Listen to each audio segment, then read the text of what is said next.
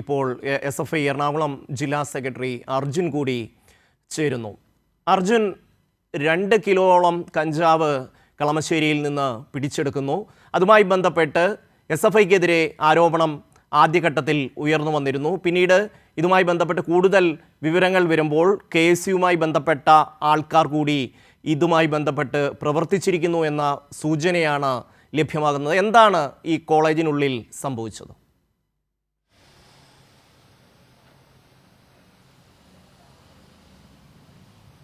കഴിഞ്ഞ തെരഞ്ഞെടുപ്പിനകത്ത് സ്ഥാനാർത്ഥിയായി മത്സരിച്ച ആൾ ഉൾപ്പെടെയുള്ള ആളുകളാണ് ഇതിന്റെ പ്രധാന ഇവിടുത്തെ വിൽപ്പനക്കാരായി പ്രവർത്തിക്കുന്നത്. ഒരു ഹോസ്റ്റൽ മുറിക്കകത്ത് 2 കിലോളം വരുന്ന കഞ്ചാവ് സൂക്ഷിക്കുക, അത് വിദ്യാർത്ഥികൾക്ക് വിൽപ്പന ചെയ്യാൻ വേണ്ടി ത്രാസും മറ്റ് സംവിധാനങ്ങളുമായി ഈ ക്യാമ്പസിന്റെ ഹോസ്റ്റലിനെ ഒരു മയക്കുമരുന്ന് കേന്ദ്രമാക്കി, ലഹരി മരുന്ന് കേന്ദ്രമാക്കി പ്രവർത്തിക്കുന്ന ഒരു നിലയാണ് KSU ഇവിടെ സ്വീകരിച്ചിട്ടുള്ളത്. ഇത് നമ്മൾ മനസ്സിലാക്കുന്നത് ഇത് വളരെ ചെറിയൊരു അളവ് മാത്രമാണ്.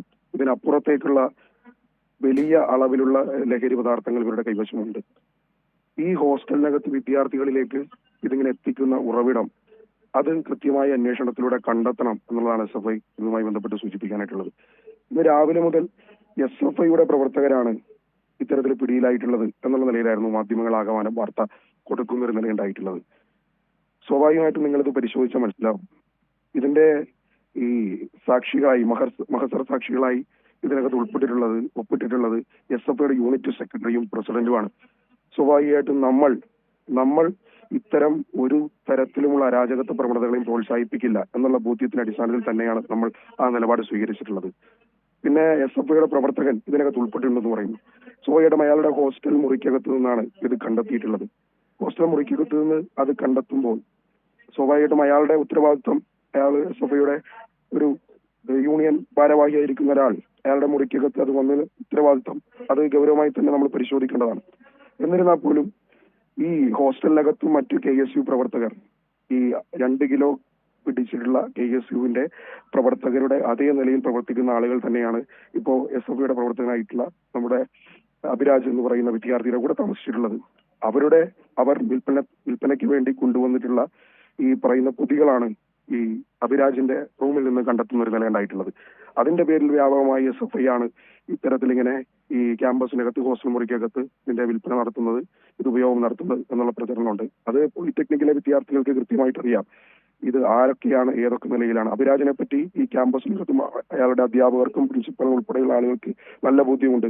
അത്തരത്തിൽ ഒരു വസ്തു ഉപയോഗിക്കാത്ത ഒരാളാണ് അയാൾ എന്നുള്ളത്. പക്ഷെ അയാളുടെ റൂമിൽ നിന്ന് കണ്ടെത്തിയ ഉത്തരവാദിത്വം വിമർശനം തന്നെയാണ്. ആ വിമർശനത്തെ തിരുത്തുന്നതിന് വേണ്ടിയിട്ടുള്ള ഒരു നിലപാട് സ്വീകരിച്ചു പോകും.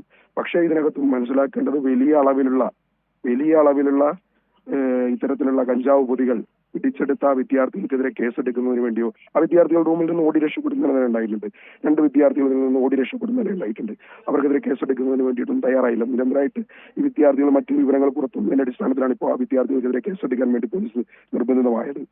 അതൊക്കെ മറച്ചു വെച്ചുകൊണ്ടിട്ടാണ് SFI വിരുദ്ധ വാർത്തകൾ സൃഷ്ടിക്കുന്നതിന് വേണ്ടി എക്കാലത്തും ശ്രമിച്ചിട്ടുള്ള പോലെ മാധ്യമങ്ങളിൽ ശ്രമിച്ചുകൊണ്ടിരിക്കുന്നത്. വലിയ പ്രതിഷേധം SFIയുടെ യൂണിറ്റ് സമ്മേളനം നടക്കുന്ന പോളിടെക്നിക്കിലെ SFIയുടെ യൂണിറ്റ് സമ്മേളനം മുന്നേ നിശ്ചയിച്ചിരുന്ന അതേ സമയത്ത് അതേ പ്രതിനിധികളുമായി ഇപ്പോൾ ഇവിടെ ചേരുകയാണ്. ഞാൻ ആ സമ്മേളന വേദിയിൽ നിന്നാണ് ഇപ്പോൾ സംസാരിക്കുന്നത്.